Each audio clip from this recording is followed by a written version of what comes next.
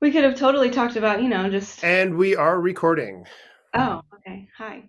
So, No, I was gonna say we could have, that especially because a lot of the stuff we're talking about is nonprofit related, right? And part of my morning was just mom stuff, and then getting in the car and I don't have gas. I better take care of that, otherwise I'm gonna need a tow on the way home. Um, but I mean That's that's life. That's part of the nonprofit life. That's part of the nonprofit life. Um, cool. yeah. So I just have some questions and stuff. Okay. I'm gonna record an intro after we're done. Okay. Um, so however things turn out, try to position the intro in a way that makes it all make Mhm. sense, right? Okay. Because this is Yes. our first time out, and then see what happens. I wonder what happens But if I do this. but today's podcast really is just as the inaugural podcast is all about just we're starting new things is the theme, and the world has had some interesting times in the last couple of years. So I just want to kind of throw out some initial questions for the two of you. um, how has your thinking changed about life on this globe, just everywhere? Because we're more of a global community than we ever thought we were in the past, I think. Hmm. So, how has 2020 and 2021 changed the way that you guys see the world?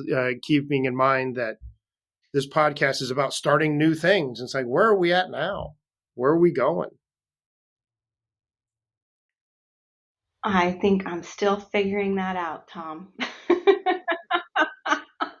And that's the note I wrote down about me. It's like, I'm still feeling, is stunned the right word? Like, Yeah. Well, what I just think happened?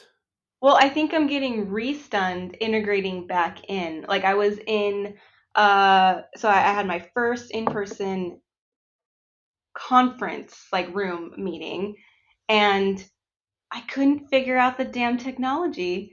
And I seriously felt like a freshman, professional, like, Jesus, Victoria, this is not you. And I'm like, if we were on Zoom, figure it out right away. But I was getting flustered in a meeting because I couldn't get my computer to mirror up to the screens, and it was pertinent that we had this visual to look at for this meeting, and it just wasn't happening. So then luckily someone else in the room was, he was carrying the conversation, and I was able to leave and go find another area. And then finally I'm like, I got another screen, but we all have to leave this conference room and go over here. And in the end, it actually being better. But yeah, like just reintegrating back in is like another process after all of this. Especially with people who are like, well, I can't be in person. Can I still have a Zoom, or can we still do Zoom too? And then figuring out that whole hybrid approach to working, which I want to embrace. I want to keep that going because attendance has increased in in meetings because people are like, I can't make it in person, but I could totally log on virtually. Um, so yeah, I think to answer your question, um, there's there's two answers to that. There's, I can reflect back and answer right after once the pandemic hit, and then now there's this like post-pandemic answer. So, Does that make a sense? year ago, yeah, a year ago, we were trying to figure out how to go from analog to a new virtual. And Mm-hmm. now we're going from what's now the normal virtual back The to old virtual. analog. Yeah. Well, it's like the millennials got what they wanted. They're like, thank God, join us, right? For like a year. But now it's, oh wait, but I still like analog, and it's like, okay, fine, we'll do both. But doing both is a lot of work too. It's not that simple. So now I think it's been a healthy You know, it was a forced integration Yes. that was messy and ugly and hard, Yes. but it was a necessary truth for all generations to experience together, especially in the nonprofit space, because you had some boomers and founders who've been with their organizations for such a long time that had no choice but to just throw their hands up and go, okay, I have to trust you, right? I have to trust my staff to help me figure this out. You had some retire and say, COVID has done me in, and you know what? That's I'm out, true. right? And then you had some who embraced it and finally went to their boards and said, look, we've been saying we need to upgrade technology. We've been saying we need to do this, and now here we are, and we're behind. So yeah, I think it was a healthy, forced moment that brought us together. So now I just hope as we go back that those some of those things stick, but that there's this next generation that really steps up and advocates for the things that they were doing. I'm like, well, wait, why can't we just keep doing this? I just fear of regression. There's going to be a little regression because it just happens, but Yep. I fear a little bit of regression that might happen. So I think that's interesting because when I worked for a large American company, Boeing, they did embrace technology because they were building technology. So they did allow us to work from home. And they actually found that our productivity was so much higher when we worked from home. The challenge with that was that a lot of us weren't taking breaks or lunches or anything else because we were at home. We would just, Yeah, eat your lunch Yeah, at I your found that to be table. true. Yeah. mm-hmm. So then that becomes a self-care issue and it just kind of like keeps rolling over. But I think Yeah. you're right. There is going to be a little bit of a regression, I think, in use of technology. My hope is that we don't forget what technology gave us. Even though it was uncomfortable and messy, it Mm-hmm. gave us almost a faster sense of getting things done. Like we could move quicker to get to resolution versus we got to like have a meeting and it has to be in person and we have to do this in person. And so I'm hoping that we're not going to regress that much. Yeah, but That I also think that technology we will still. have some colliding issues in society. Is it right to say the zeitgeist, where other things have happened in the last couple of years, year and a half, where parts of society don't trust other parts of society. So if we're going to go for hybrid, if we're going to go for virtual, I think there's an overlay of, can I trust you? If you're going to continue to work hybrid from home or remote or what have you, are you just being some kind of way that I don't like? So I think a lot of people who want to not regress, we're going to have to show themselves as being really trustworthy. I think you said that, Victoria. I think that's a really key concept. And how do you instill trust that I'm going to be more productive? Well, and and it irks me when that is even going to be a question, given the fact that I've been doing it for a year. Why are you asking me now if you can trust me? That's right. how have you felt the past year? Like, how has my work been the past year, right? And I did hear from a couple friends, as we're starting to get back in person, we're starting to network and we're starting to do stuff.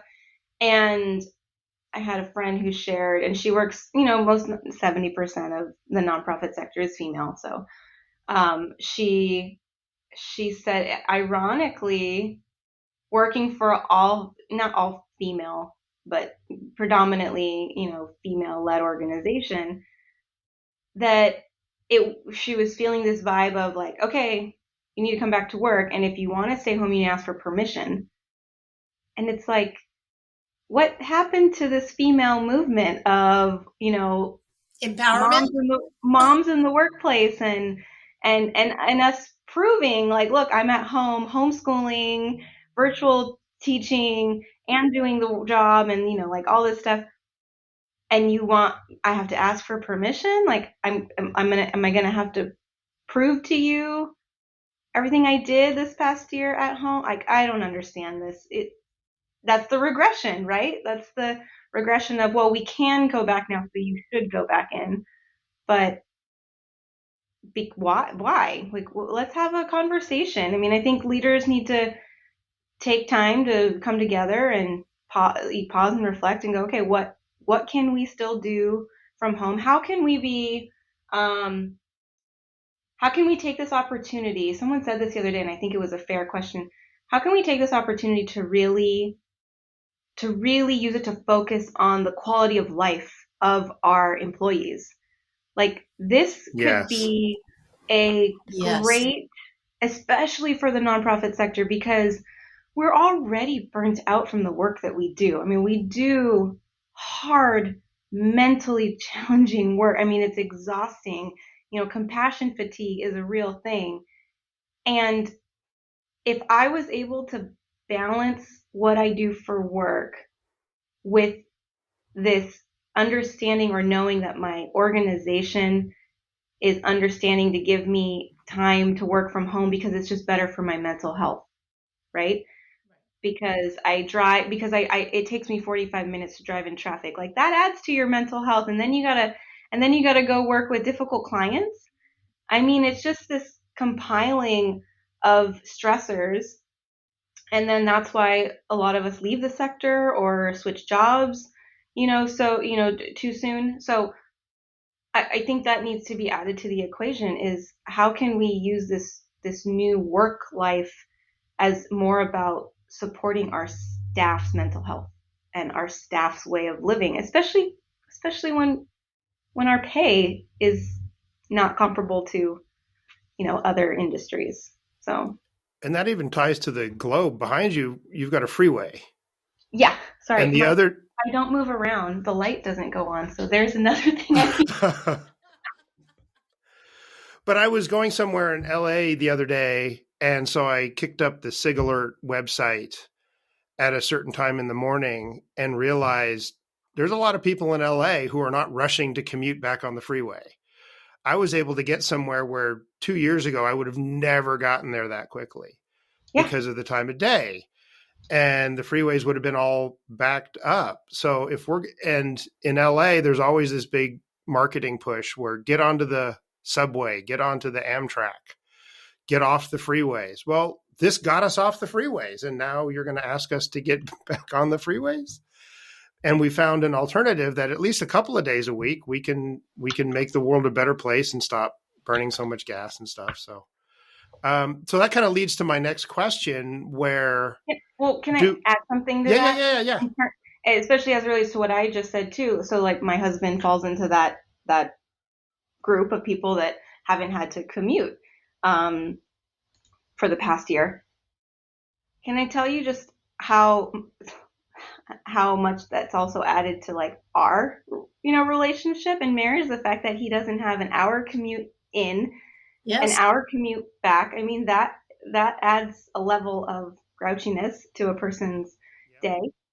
But then, like, okay, this morning, he and I actually had time to go to breakfast together because he didn't have to spend that time on the freeway. And sometimes yesterday he had to go take care of an errand. And then before he came home, he's like, I'm going to get some food. Do you want something? Yeah, sure, thanks. He got both of us lunch, and we sat at the table. It was only 15 minutes because we had to rush off to other meetings, but I never had lunch with my husband during the day. So that's just added some, fun and healthy additions to our life, which has added to our marriage. There's been other things that COVID has done that we've had to, like, okay, go to your side, I'll go to my side. But for the most part, we've, like, worked through it. I much rather have all the positives. The positives outweigh the other negatives, which I don't even want to call negatives. They're just moments to just adjust to. So again, it just goes back to thinking about these changes as it relates to your workforce quality of life and caring about. That's exactly what I was going to say. Quality of life. For a long time, I'll blame the boomers because I'm at the trail end of that group. And we were taught you work until you die, basically. You die with your boots on. And about 15, 16 years ago, I said, you know what? This is not good quality of life to be working 20 hours a day or sleeping under your cubicle because you have a meeting at midnight. So you're like trying to nap before you do the meeting and then drive home, which is ridiculous. That's not work. That's like servitude, right? Yeah. And maybe the one gleaming great thing that came out of the pandemic, maybe we re-engineer quality of life in this universe and that we actually take care of one another. Yeah. And I agree with you. I never got to have really lunch with my spouse but being able to work from home, sometimes 90% of the time, it's really cool that he's here and that we can like hook up and go, okay, let's eat lunch or let's go walk the property, which I've been trying to do more often. But it would have been nice to do that a long time ago, years ago when I was in the workforce heavily and, doing the 1+ hour commutes back and forth. Maybe. Yeah. Well, for the sake of the audience, Kim,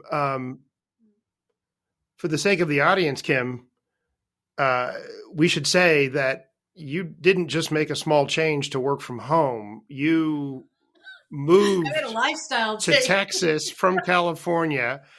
Not only that, is you bought a mini ranch, and not only that, you're running at least 2 businesses. You've got yours and the ranch business. I run my business, and so you've got a few changes. Yeah. And it was a lot of fun because I got to help somebody get his dream, and it's just getting started. We're just getting there. In fact, goats should be delivered momentarily. You have to get some video. You have to get some video of that. Goats, goats, and you have to. You have to vlog that. You have to vlog. We will vlog that.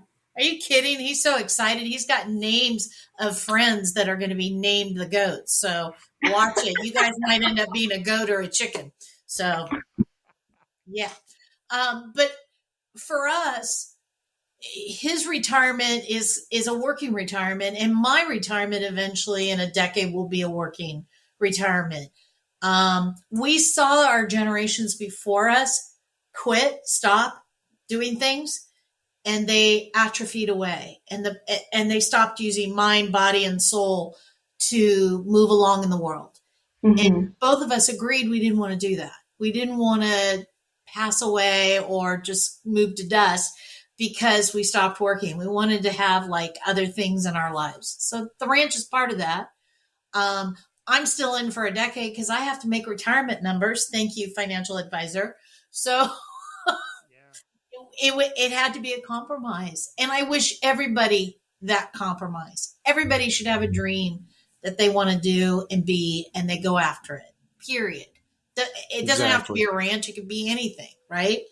Well, that's something I discovered for myself during the pandemic because this time last year, I had plans and they didn't happen.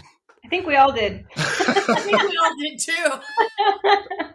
So, but it did force me to take some time and really rethink what you're seeing right behind me is like, my new thing, the white hat experience and what that could be. And it started to be just a very small little thing. And then I thought it through and it's like, well, kind of what you're saying, building my own ranch. It's like, go big or go home and try to figure out the whole thing and what that means. So that kind of leads up to closing out this segment to ask the question, do new normals and new realities really exist? What is normal? What does that even mean anymore?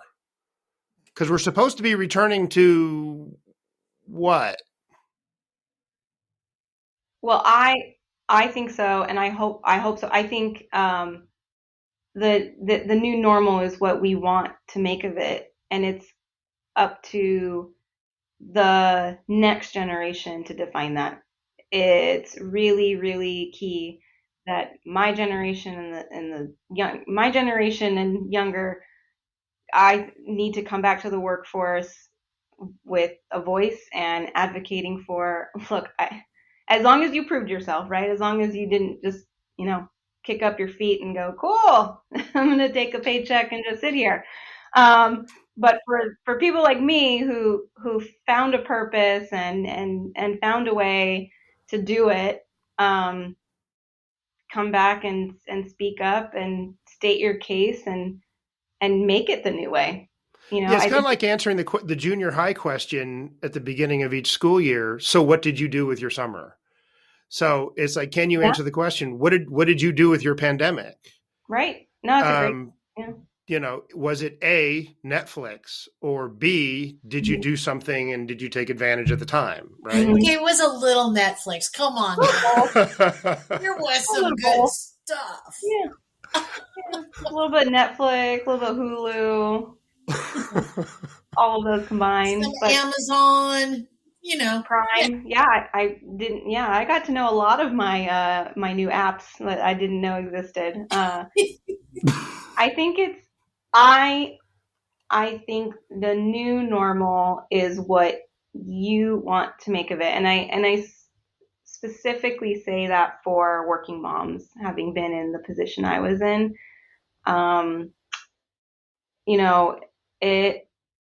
It was rough, and I had it, and I had help. And there are some moms that had no help or less help than I had, and they were rock stars, and they pulled through. Now, I'm not saying that it should stay like that, but I just think it shows the power and determination of women in the workforce to be able to get it done with everything else. And so I should call my schedule, if you're able to prove it, I think you have every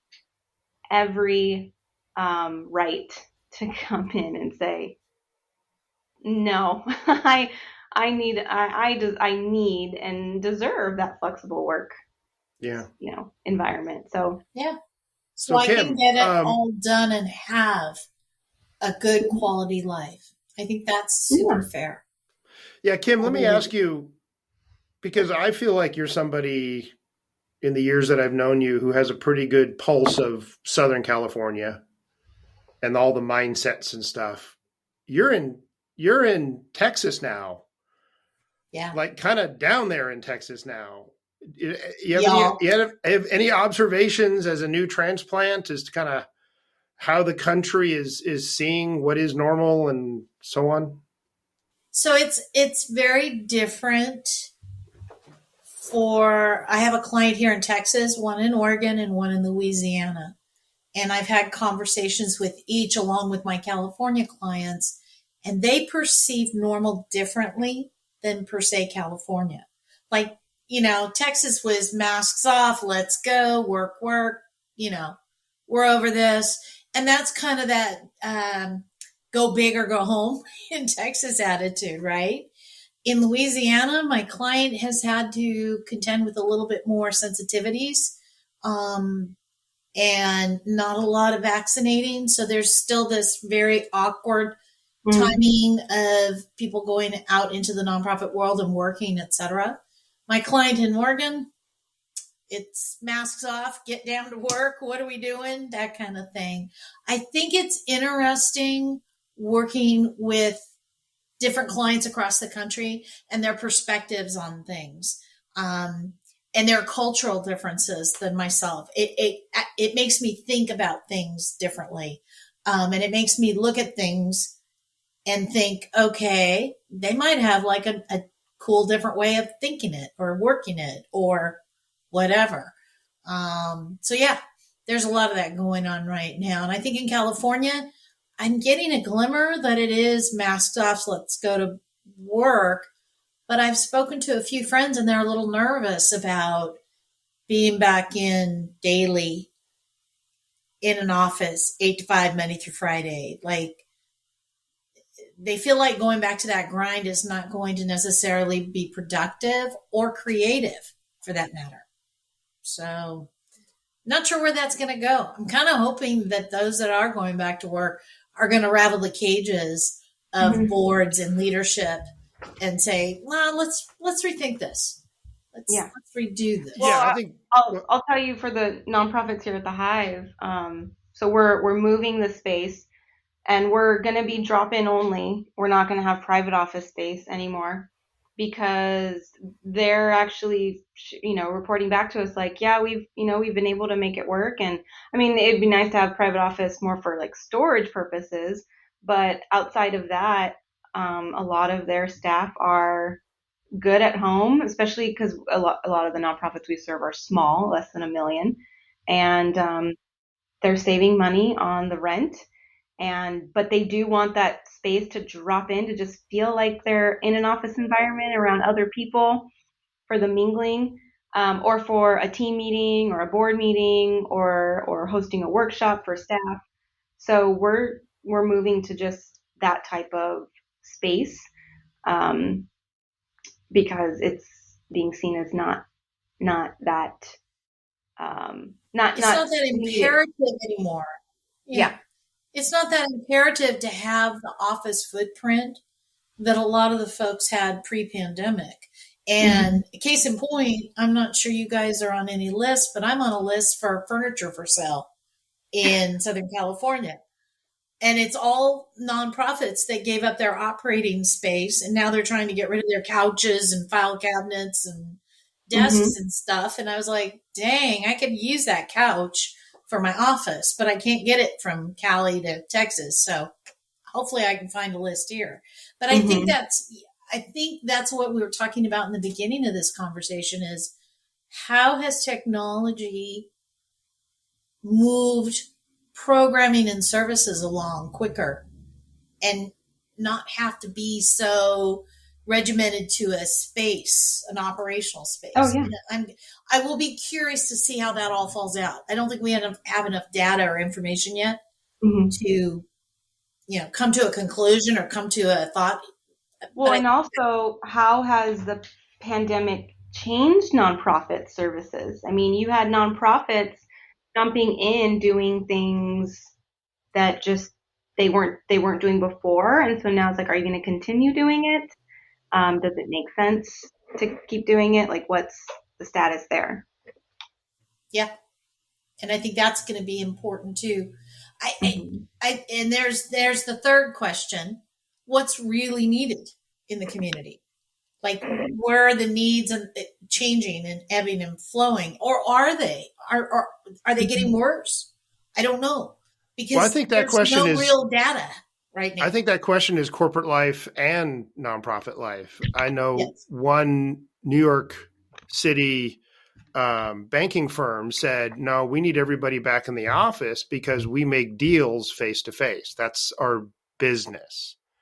And that's kind of a fair question, right? Because you said we don't want to lose a multi-million-dollar deal because somebody's Wi-Fi went down.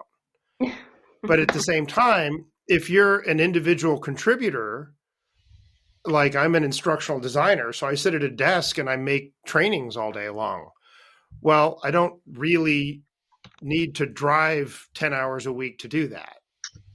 So, I think we have to both look at this at a practical level and kind of at a new world level. So that leads me into kind of like the next section I want to jump into, where I had heard of it before, but Victoria, you kind of inspired me to rethink, the whole concept of manifesting dreams. And we all thought about new ways of looking at whatever in this world. I heard the other day that one of the reasons why certain things are happening in society right now is during the pandemic, there's an unprecedented number of new small businesses have been started.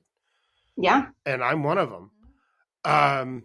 So that's people manifesting their dreams. It's like, well, if I'm here, I might as well think of a new future. So my question is, what does it mean in terms of manifesting dreams and creating new things, to rethink things, discover a vision, and to start manifesting a dream? Because I learned the hard way, maybe it's just normal, that you think to yourself, well, how hard could this be? whatever your this is. And then you start looking into it and you're like, oh. And it's like what I thought was going to take me about 4 to 6 months to think through ended up taking me about 9. Mm-hmm. And it's like, because, manifesting a new thing is a thing. Right. So Well, what is it? It does take time. And I've always been a big believer and proponent of visioning and vision boards. And, this is something that I've done, back in college, just being part of groups. And at first it was a little, hokey, and you're just like, okay, fine, I'll just play along and put some pictures, and whiteboard, my dream future. But when I look back on some of those, some of them they've really come true. Not exactly the way I envisioned it, but components of it. And one of them is this space, that I'm in, the Hive. Like, I remember dreaming up, like, just, wouldn't it be great to have a space where grassroots nonprofits can come and, feel like they're a part of the nonprofit culture, but also get capacity building and grant writing and training, but it's, a hub. And I mean, I didn't think it would happen. I didn't think of all people, like, I would also be running it, but here I am. And so I think what the pandemic gave, or that year, gave to people, is an opportunity to pause and reflect and think about, well, what do I want to do during this time? And some people did kick up their feet and go, I'm going to rest, which that's fair too. Some people, like, that's a fair thing to do as well. Great. But then I think there's some people like myself, I wanted to take advantage of this time of cleansing and like, it was pause, reflect, and like, okay, how can I take advantage of this moment where we are all paused, we're all forced to just think differently, and how can I make my niche in this world of thinking differently? I mean, it's times like these that new businesses, new ideas, new things start to flourish, and you either got to get on the wave and ride it to your advantage, or you just keep back on the surfboard. And if you just keep saying, I'm going to wait for the next one, I'm going to wait for the next one, I'm going to wait for the next one, pretty soon there's no next one, and you just sat there, watching other people have fun, on the waves that have come in. So I think manifesting the future, manifesting your life, for me, it was, okay, when we do go back to this normal, or whatever new normal is, like we, spoke about in the last segment, how can I paint my new normal? For me, it was about manifesting my new normal. I don't care about everyone else's new normal. I just want to worry about mine. And in worrying about mine, maybe it'll help others. Yeah. But this is what I want mine to be. And mine was, getting up and being able to work out with the neighbor, sitting with my kid for a little bit before school, or even once school went back in session, taking him to school and then coming into work, or going to the gym after. I remember I was on a call at 9 a.m. and the two other people, were like, oh, it's such a great day, I can't wait to get outside. I'm like, no, it is a great day. I woke up and went to the gym, took my kid to school, went grocery shopping, and now it was my first meeting. And they're like, oh my God, like, you've done so much before 9 a.m. But Yeah. but I felt good and healthy about it. So I really think there's something to be said about giving your time to vision what you want in life. Yeah, I had what I thought was a really cool contract job a little over a year ago, and then because of the pandemic, everything kind of fell apart. Mm-hmm. And I had a really rough June. Yeah. And so I decided to take July off, just a mental month. And by the end of that month, I was like, okay, enough with the Netflix. And that pause got me to think through, okay, plan A clearly isn't going to work this year. And it made me think through a plan B that actually pointed back to plan A. And who knows what's going to happen in the next 6 months to a year to make that happen. But I don't think, well, let me pause, because you said something else where like you did some cleansing. It's like I also took that same time frame to get rid of 2/3 of everything I own. Yeah, oh yeah. I'm sitting in an office right now and I'm like, I don't need any of this because I got along fine without it for a year and 2 months. Like I don't need any of this. I mean, literally, and I think that pausing and cleaning helped me to think through a different future that I'm not sure I would have thought through otherwise. Mm-hmm. So I think there was a big advantage to taking the opportunity to try to, and I wasn't tying the word manifest to it until you brought that up to me, but I did rethink, discover a vision, and put a plan together to manifest something that I don't think I would have done otherwise. Mm-hmm. Let me ask a question. Because when we moved from California to Texas, I joked around with family and I joked around with Tom too about it. Think you got involved in it too, babe. I Marie Kondoed our life. Yes, I love that show. Giant boxes of Goodwill, Salvation Army, bookstore, whatever. I got to ask, if you guys did any of this, did you feel like emotionally or soul lighter or like, I don't know about you, but even my husband said, I feel so much lighter. I feel like I can actually like work on the ranch now because I don't have all this clutter and stuff in the garage that I really didn't need. It was all like obsolete stuff. Don't know why we were keeping it.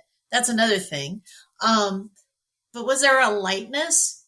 And second question would be, if there is a lightness, doesn't that help you manifest your dreams? Because so I can answer that from several points of view. One is the emotional point of view of you've convinced yourself someday I'm going to need this, but you never ask yourself, do I even care about this? Yeah. Am I ever going to use this? But someday I'm going to need it. And you talk yourself into keeping things. And then I looked at some things and I was like, well, if I'm going to move forward to this new thing, why do I have this thing? Yeah. And then the act of like taking bags of stuff to the trash and then in other things to Goodwill. And at one point, had a truck back up and just take a whole bunch of, stuff I was storing because someday I might need. And they were like, huge tools, workbenches that I inherited from my dad. And I'm like, okay, this has become ridiculous. This made sense 10 years ago, but not now. And then that led to my second part, where the visual part, whereas you wake up in the morning, you look around and you go, ooh, I never have to think about that thing ever again. And it starts to free your mind up from not being distracted by looking at that big pile of stuff that someday you're going to what with? Use. Well, so as you were talking, the two things. One is I threw a box of impact reports away from nonprofits that sent me stuff. And I did feel a little bad because I'm like, oh, they spend so much time on these folders and reports but I mean it's almost by the time I did it, it was already a good 9-10 months in. I'm like, they're gonna send me new ones, and so I had the whole. I didn't even go through it. I just dumped it. I was like, done, and it was such a weight lifted of like, okay, I don't have to go through them, because I was seriously telling myself I will go through them, I will go through them, I will go through them, because I know how much time goes into those. But I'm like, if it's really that important or I really need to know, I will email them and say, send it to me electronically. Yeah. And I'll have it electronically, right? So I don't want to I have a backpack now with my laptop, 5 or 6 main folders, which are my main projects, and that is it. Anything else, I'm doing too much in life. Like, and if there's, and that's kind of how I've assessed even my workload is, if it doesn't fit into one of these 6 folders, then I shouldn't be doing it. Like, I've got these are my priorities. These are my big bucket priorities. And if an email or a task or something I can't put it into one of those six, then I can't, I shouldn't do it, or it's just something that it's minutia, right, at that point. So that was one thing. And then the other thing was clothes. So that sounds like Marie Kondo. I have made, no. I have made a conscious decision as we reintegrate back into the workforce.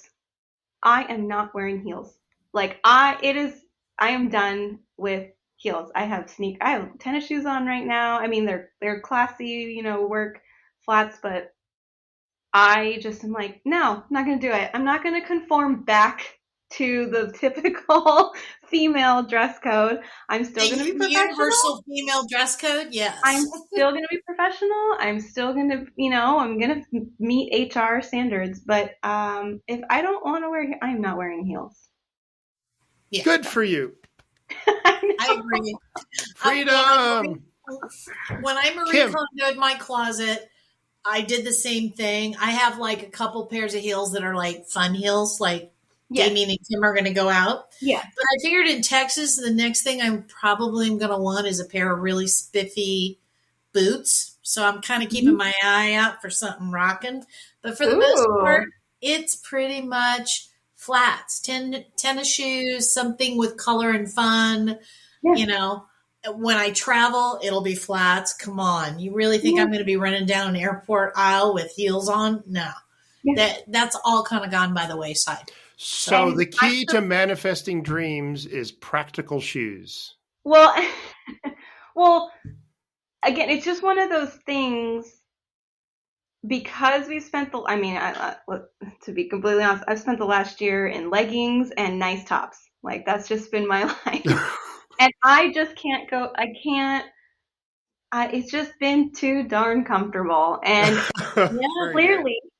clearly I've been productive in my leggings and nice tops. So there is something to be said, you feel the way, I know there's a lot of trainings and psychology out there about, dressing well also just makes you more confident and it, does something for you, which is true.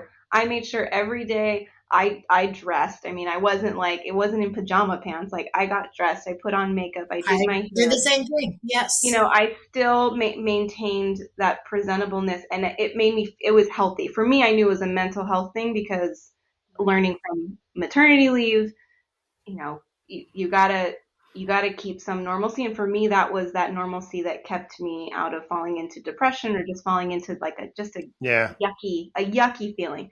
That's a whole nother podcast. Yeah. So I always did my makeup, always did my hair, and people noticed. They were like, "Oh, Victoria looks so nice today." I'm like, "This is every day, honey."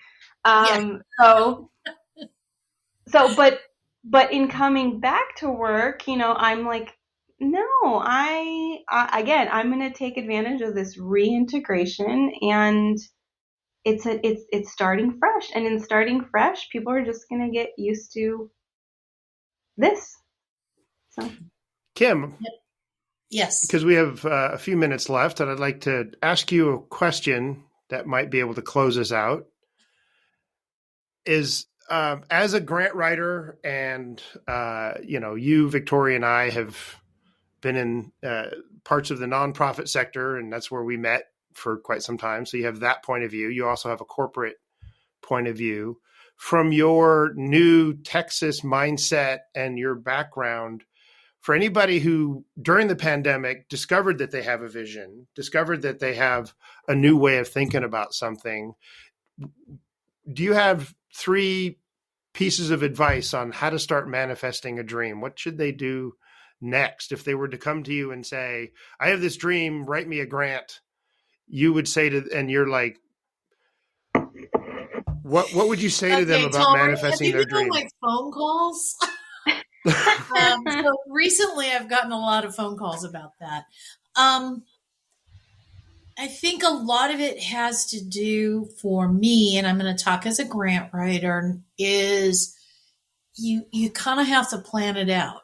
You kind of have to have what you want in that vision. And to do that, you kind of have to have some time to play with the vision in your head and outside and talk to people and kind of move that. So I think it's opening up and talking to others about your vision, people that you trust that have a good strategic mind on them, that they'll have a good answer.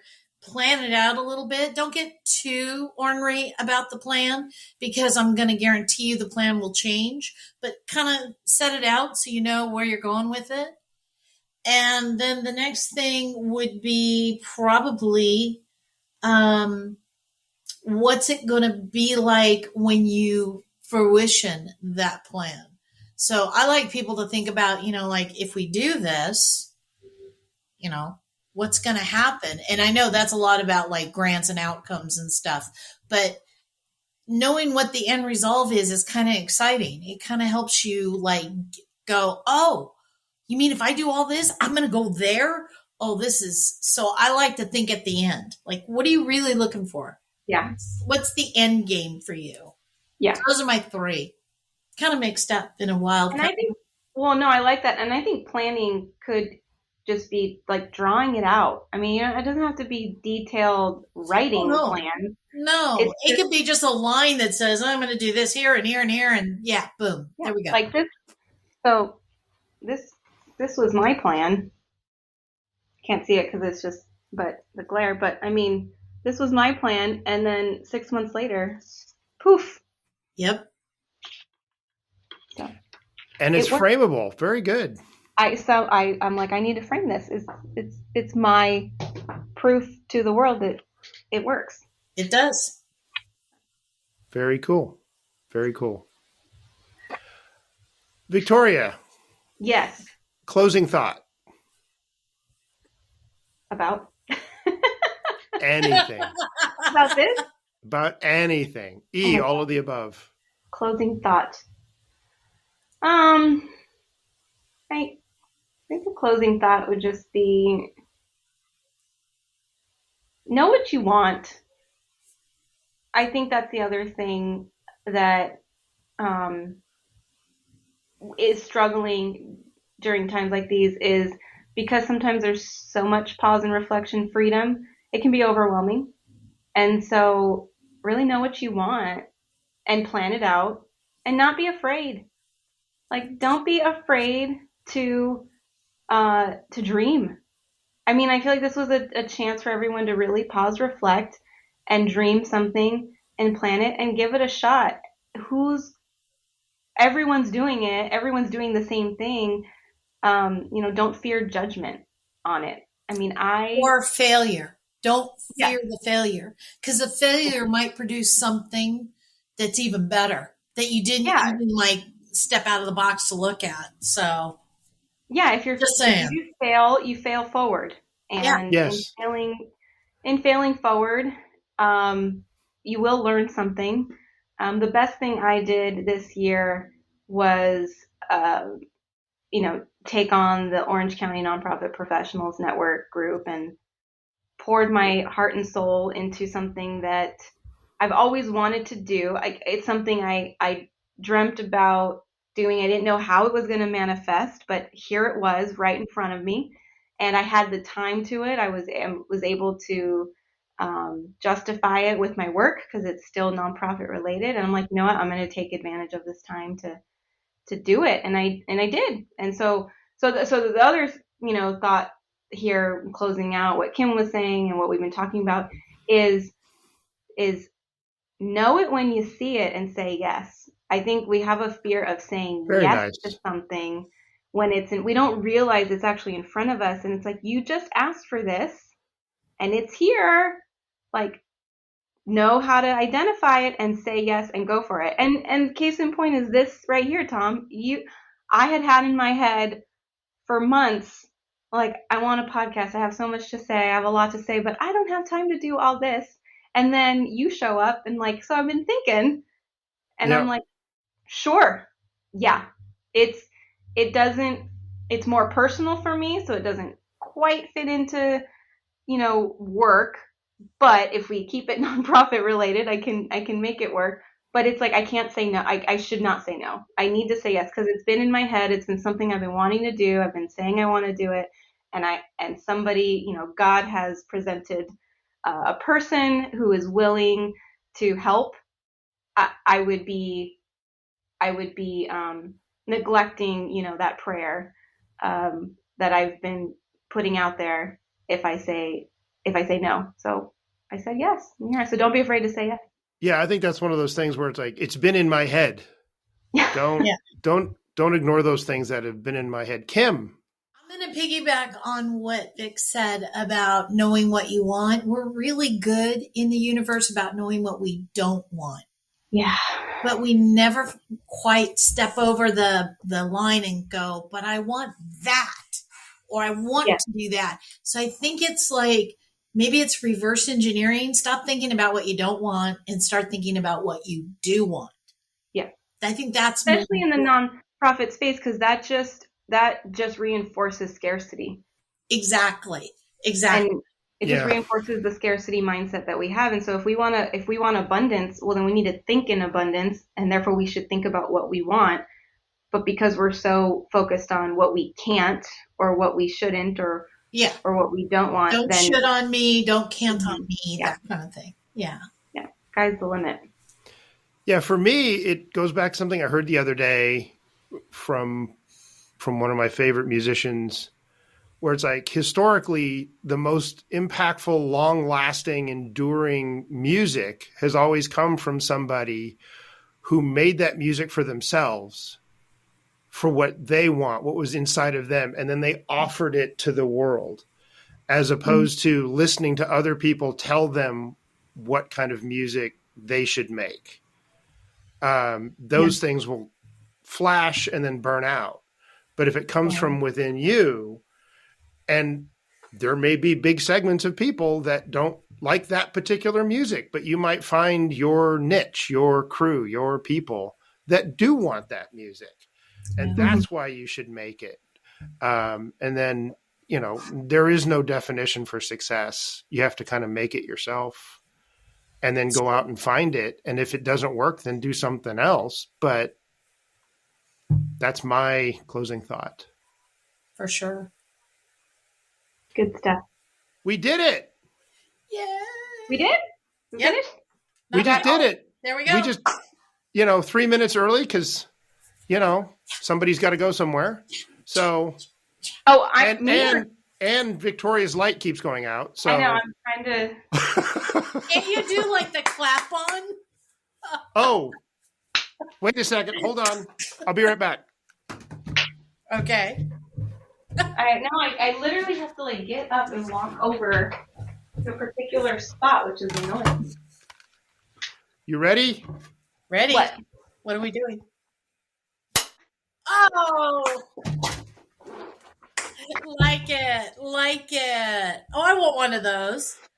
Well, I mean, I'm good till 10:30. If I don't know if we wanted to keep going or if that makes sense. Oh no, I can keep talking. That's fine with me. I just wanted to make sure we covered an hour, and with my intro, I wanted to get something in the bag. How many segments did we get through? 2. Okay.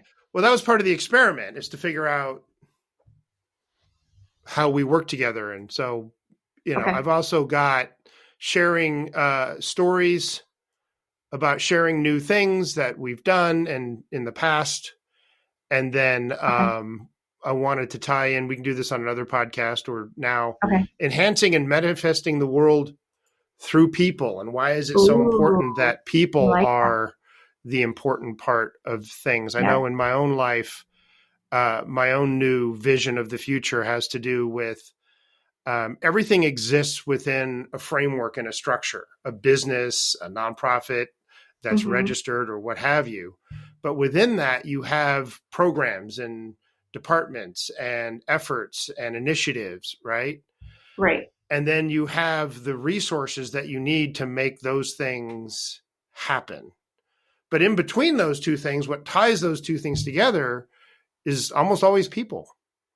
Yes.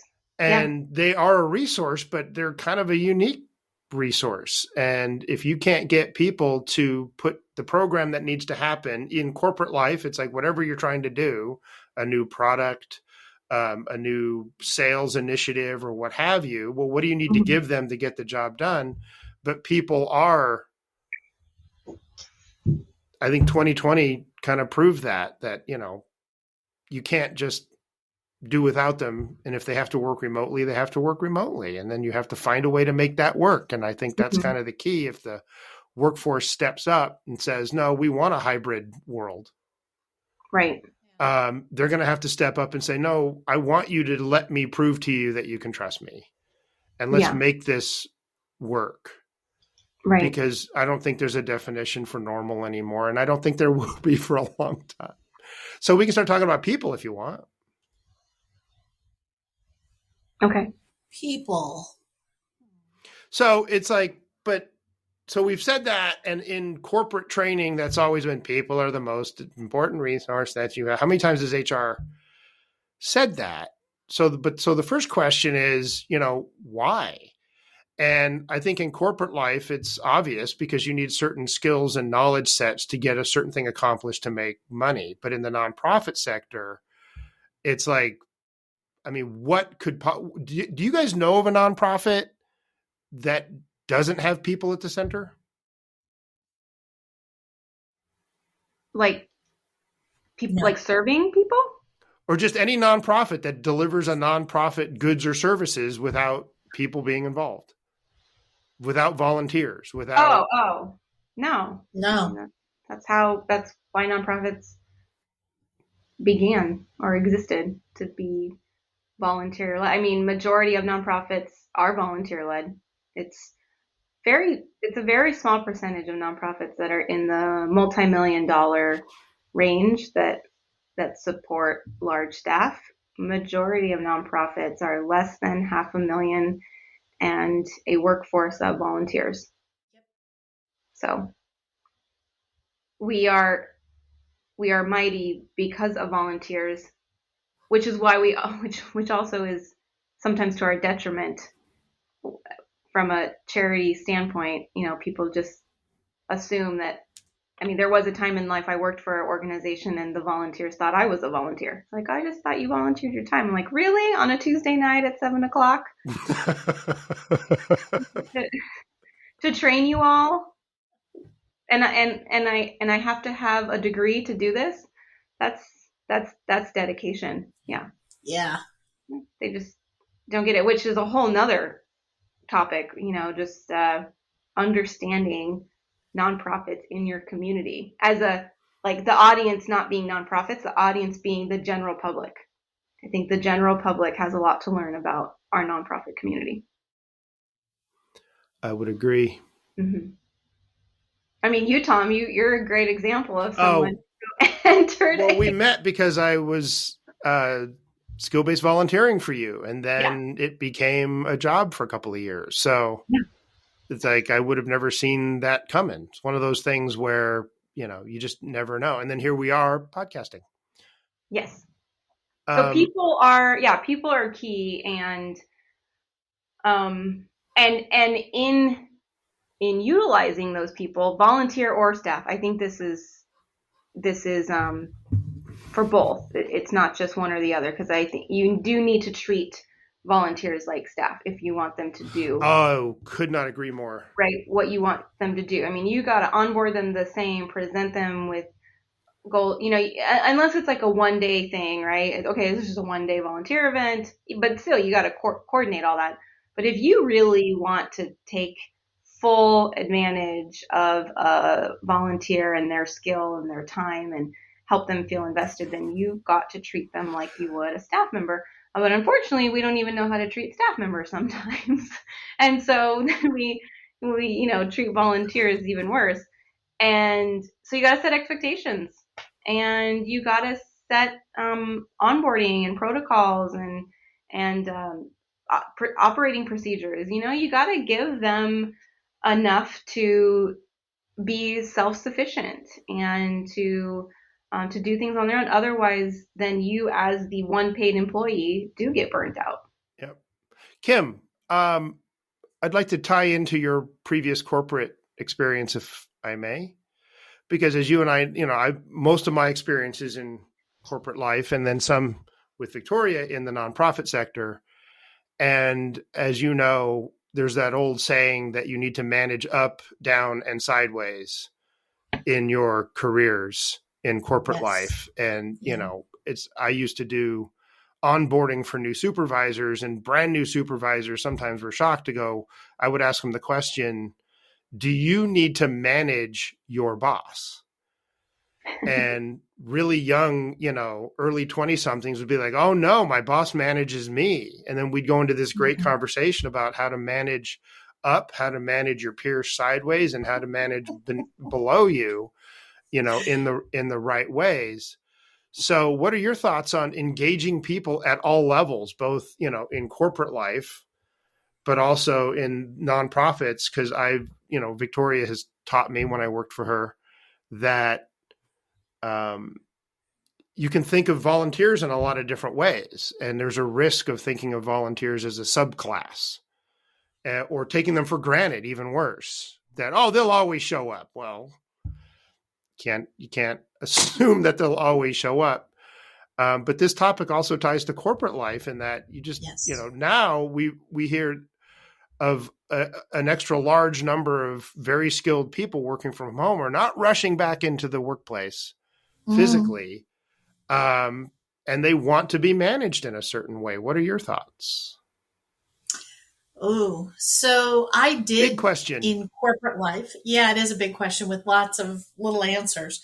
So when I was in corporate life, I did manage all of my, what's a good word for this? All of the folks that I worked with. So I had bosses that I managed, and I did this in a polite, nice way, but it was more to manage them so that they didn't overtake my work world. So that if I had priorities that I needed to get done, and they were the type that, wanted to jump in and like totally distract your day and throw a bomb on your desk and fix it or whatever. Yes, I did manage that way. I also managed priorities in different levels with different folks. I found both in corporations and the nonprofits that I've actually worked inside, it was better to manage the relationship and the expectations. Okay. So if my job was something, I needed to manage the expectations that they were thinking was going to come out of that. In the nonprofit world, my managing expectations would be managing what a grant can do for you. And a lot of times when I work with board of directors, it comes to education. It's all about educating. And I hear a lot of my peers in the grants world go, I just can't believe it. They've been running this organization for 40 years and they still don't know what a grant is. They just, that kind of stuff. And I have to remind them, whether it's a board member, staff, leadership, whatever it is, my job as a grant professional is to get you educated into what's going on in the grants world. And if you think it's not changing and ever evolving, you're absolutely wrong, because it is all the time. In fact, I just had a conversation with a client this morning who I've been talking to for a year about, you need to have a DEI statement. It is not crafted by me, your grant writer. It is crafted by knowledge of your work and your board of directors, those leaders.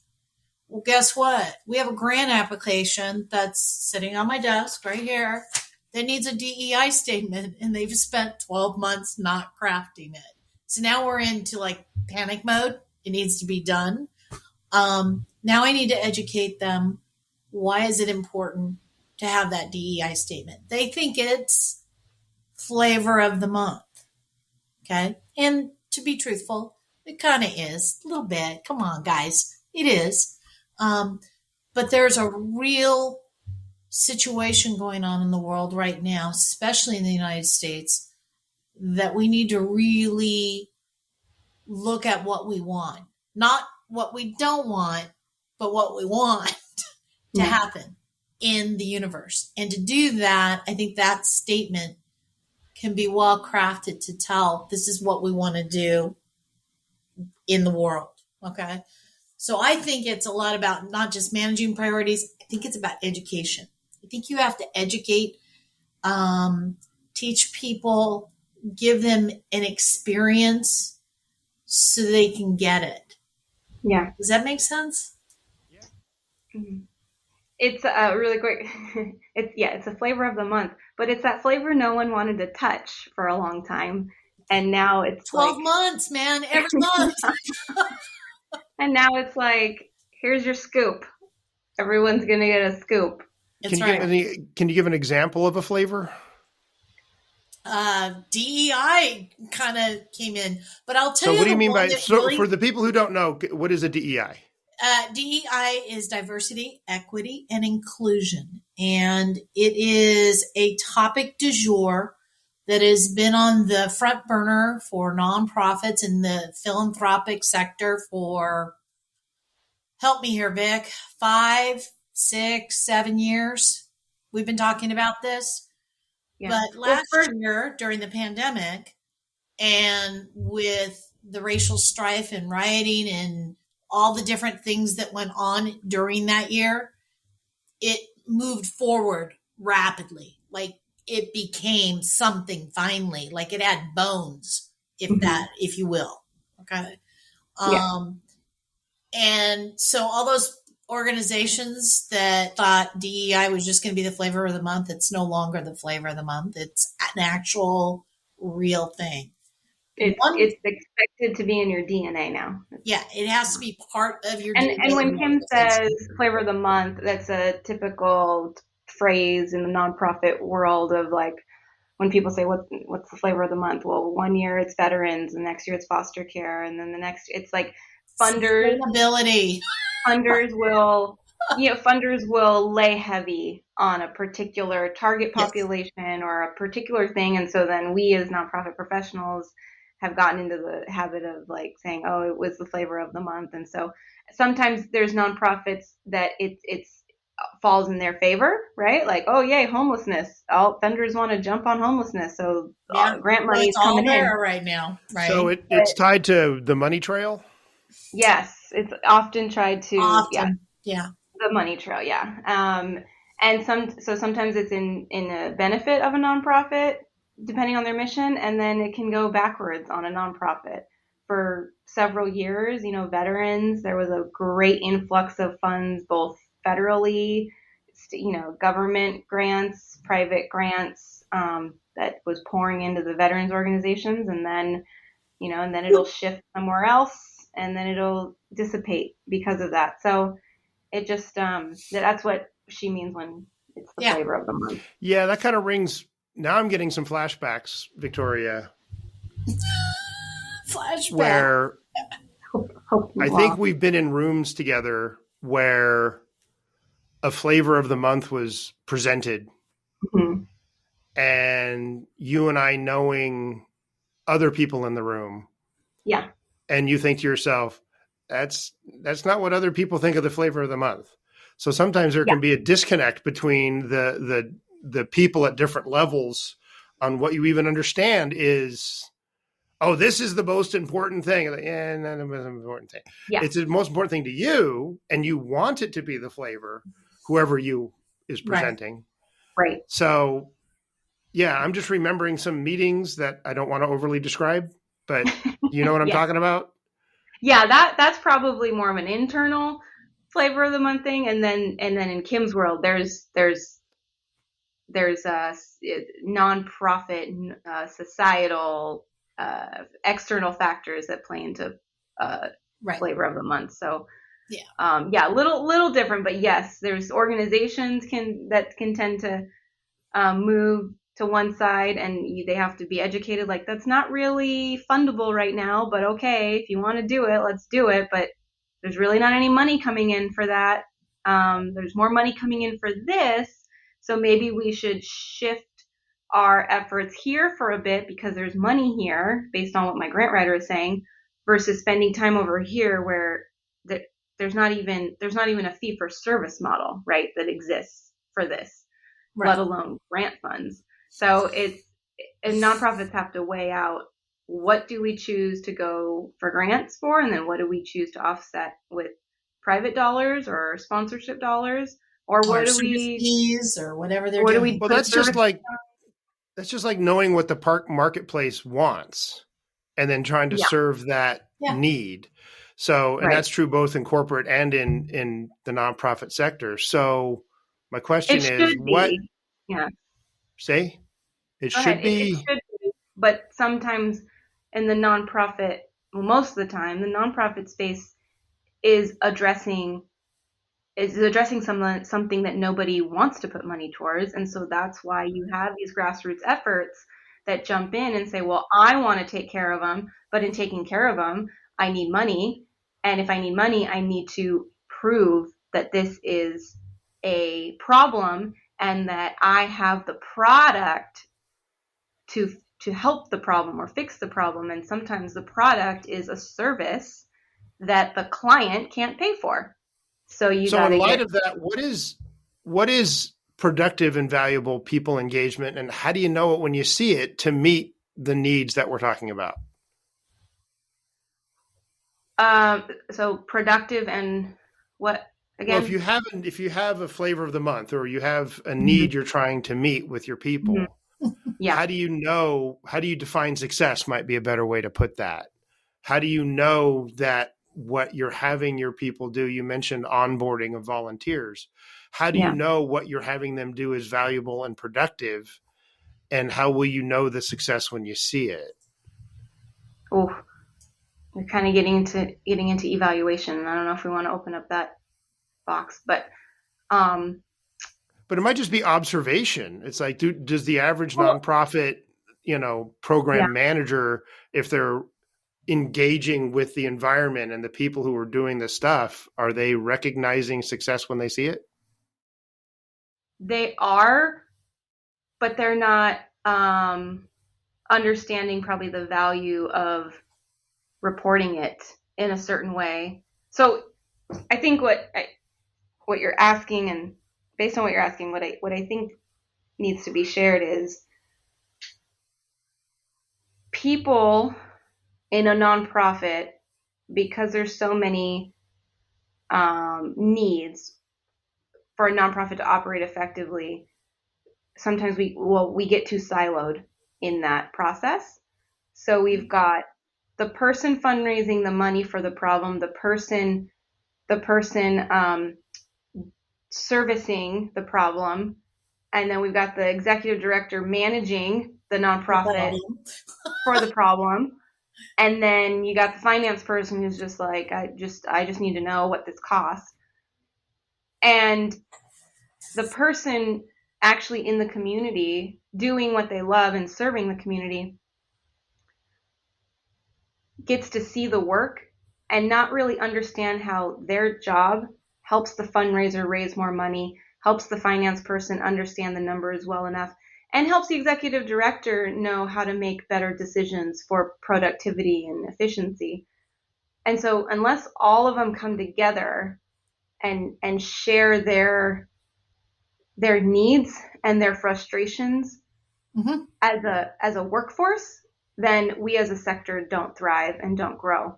So people, and it's people who are at the heart of it, because it's not even skill set. It's respect for everyone's skill in the workforce. So like I don't need to know how to fundraise, but if I respect what Kim does and I respect why she does it and how she does it, then I will work better with her as a grant writer. And she'll work better with me, right? As a program person. Exactly. And she'll raise more money, which will in turn help me do more. Mm-hmm. But if I just see her as the person who writes grants, like, okay, well, just go write grants so I can keep getting paid, then that's not going to work. So people are core, but it's people respecting each other's skill set. I think that is also and important. I have an example of that. Kim. So I have an executive director that I'm working with, and she has a star employee. She is a certified child family life, whatever. And she's running one program, and it's a behavioral program. It's very much needed right now. And of course, she's well aware that her peers over here are making more than she is right now. And the executive director is very well aware that she's not making enough. And so we are actually working with the program to find some more funding for that person. Mm-hmm. We know it, but she had no clue what it costs to put on this program. None at all.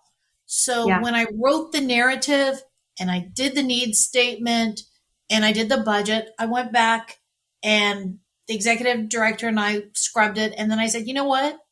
We really need to have this conversation with the family child life person because they're really leading it. And I don't think she knows all the fingers that touch this program to get it to where it is, like how we report it to the community, how we report it philanthropically, how to get the board more involved and engaged in it. I mean, there's nothing. So we had a conversation with her. We did a Zoom and we had her read everything before she arrived. So there was like, oh, if there's questions, at least I can answer it. Her first question out the gate was, oh my God, I thought it was just me who was running this. I did not know all these other people, like they have a data evaluation person that does all the data wrap up and then voice down. She had no clue what the rent was or the phones and she goes, I thought they just give it to you and you write it. I didn't know you had to do all this. And now I feel bad because I am not the program. It's all of us. Like if the executive director leaves, I'm, for lack of a better word, screwed. Or if the data evaluation person leaves, I'm screwed. And even they have an admin person that schedules and, does follow up and emails and all that. She goes, even if she left, I'd be screwed because that'd be a whole bunch of admin that I would have to do. Mm-hmm. And she goes, I've been kind of sitting there in my world thinking it's me. And that's why I deserve all this money. But really it's us. And when she said that, the executive director texted me offline and goes, oh my God, I've been trying to get this through to her for months. Why didn't we do this before? And I said, because you didn't tell me she was threatening to quit because she wasn't making money. No, the other reason why they don't do it, and I think this is just poor management, leadership, thinking, is I don't know where we got this mindset of you can't tell your staff, you can't show your staff the budget. There is this thing with nonprofits, they don't want to share the budget with the staff. And I want to know how much everything costs. Tell me, show me, let me know what, put it in my face. There's this fear about, and there's a whole conversation we can have about just money, what you think about money, how money makes what money feel, means. Yeah. What money means, right? Well, it transfers into the workplace. And with nonprofits, you need to tell your staff, look, this is the true cost. This is the shared cost, right? You painted to her the shared cost. And she realized, oh, so you're not just trying to get money for me. You're trying to get money for all these components. Everything. Yeah. We even showed her all the revenue streams that we are using, plus considering there were some other ones that were going to be brought online over the next 9-12 months. And she was like, so you have to do all these? You have to put all this up in the air? And I'm like, because you don't know which basket's going to fall. And case in point, in the pandemic, some baskets fell. I mean, baskets would have been events. Those became kind of weird. And to me, Kim, that's more, shame on leadership for not including your staff in more of those operational discussions. And that's why when I teach, at the university, I teach human service professionals. They're all going to be case managers, social workers, and they're going to be in the human service sector. I tell them, if you get asked to be a part of a grant process, you better say yes. After this class, you better say yes. You may not say anything, you may not partake at the beginning, but you better say yes, and you better pipe in when it comes to the budget. Because if you are not satisfied with your pay, or you're not satisfied with, the amount that you need to run your program, and you don't come to those meetings and chime in, then you get what you deserve. Yeah. It's on you. And that was the other thing. When she read the program project narrative, she was shocked, because again, she was siloing herself as, I'm the one that's doing this developmental behavioral thing. It was all me. And she didn't realize that the 3 steps before were like outreach, processing in, that kind of thing.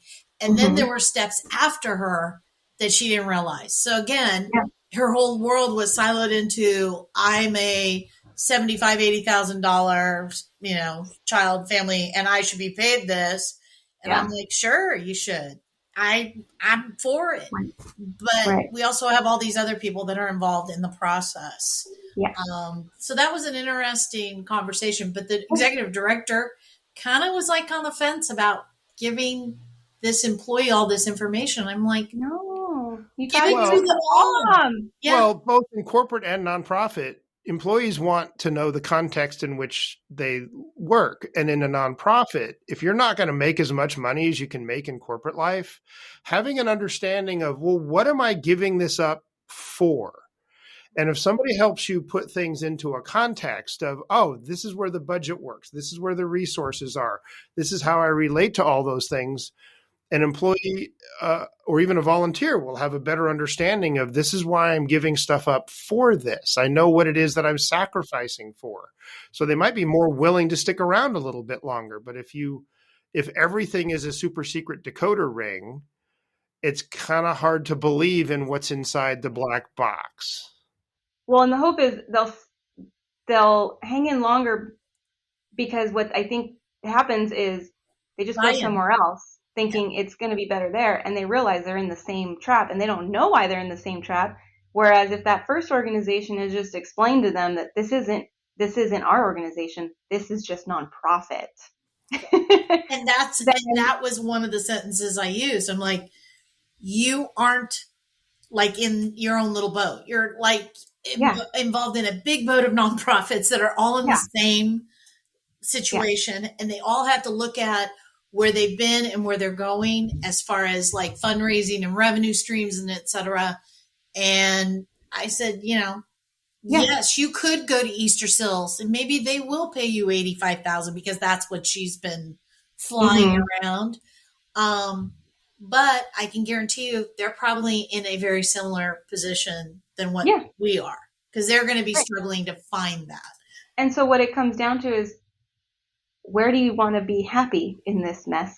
Yeah. Like, where do you just want to be, pick your mission. When it comes to nonprofit work, you got to find your mission. And if you find your mission, the messiness outweighs it, because you're doing it for the love of the mission, and it's your passion, it's your purpose. I think that phrase summarizes pretty much everything we've talked about today. Where do you want to be happy in this mess? Because we're all going to have something to complain about, but or work through. But I at least I know I'm happy in this mess. It's a mess, but that's life. Yeah. But I'm happy to be in it and to help it get better. Move it forward instead of back. I think on that note for this segment. Yay! I want one of those. That's so cool. I saw that on Amazon, and I thought, gotta do it. Well, I saw somebody on YouTube, and he's like, he makes so many small little video chunks. He was like, if you just do this at the beginning, and then once you've uploaded all of your chunks and you watch one, and you could easily go, I have no idea where this fits in. So this kind of just the old movie thing where it just kind of helps you label, okay, Yeah. So that's why I bought this. I'm going to do this at the beginning of all of these things in the future, Okay. so that if I don't lose track of, when did we record this and what is it, and Smart. It is. so. Okay, so what? I have like 1 minute. Well, IT is coming. So. Okay. Well, let me just personally just thank you guys for doing this. I just truly Awesome. So do we need to set up another date time? Well, in the short term, if you want to just like the next Friday mornings at 8:30, does that work?